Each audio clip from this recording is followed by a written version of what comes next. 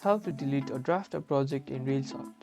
Finish a project or have an old draft you no longer need in Reelshot.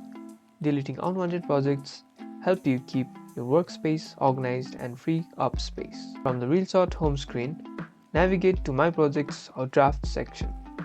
This is where all your saved and unfinished video projects are listed. Locate the specific project or draft that you wish to delete. You'll typically need to tap and hold on project thumbnail or tap and edit button, often represented by a pencil icon, to reveal a menu of options. Tap on delete or remove option, often a trash can icon. A confirmation pop-up will usually appear, asking if you're sure you want to delete the project.